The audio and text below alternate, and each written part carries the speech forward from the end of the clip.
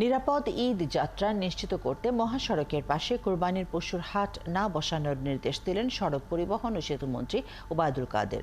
ঘূর্ণিঝড় রিমালের কারণে কিছু সড়ক ক্ষতিগ্রস্ত হয়েছে জানিয়ে ঈদের আগেই তা মেরামতের নির্দেশ দেন তিনি। আরও জানাচ্ছেন নয়নাদিত্য।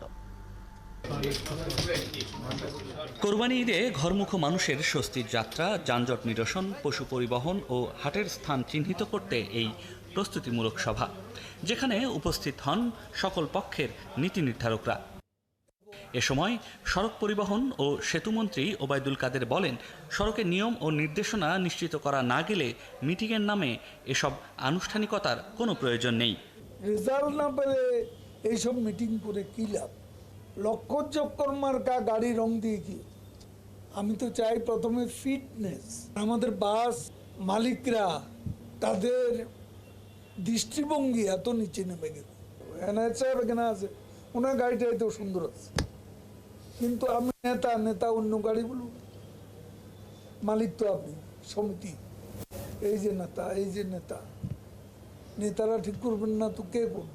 কোরবানি ঈদের যাত্রায় মহাসড়কের 155টি স্পটকে যানজটের কারণ হিসেবে চিহ্নিত করা হয়েছে, আর মহাসড়কের পাশে 217টি হাটের জায়গা চিহ্নিত করা হয়েছে।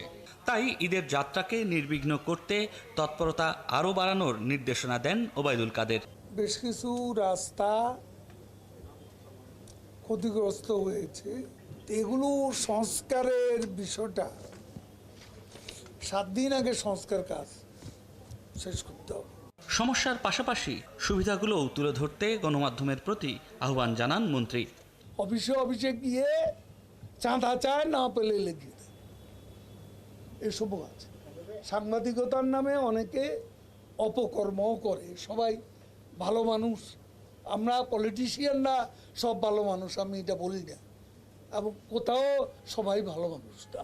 পোশাক কারখানায় পর্যায়ক্রমে ঈদের ছুটি দেবার আহ্বান জানিয়ে গাজীপুর ও চন্দ্রায় এর শ্রমিকদের জন্য বিআরটিসি বাস রাখা হবে বলেও জানান ওবায়দুল কাদের। নয়ন আদিত্য, ৭১, ঢাকা।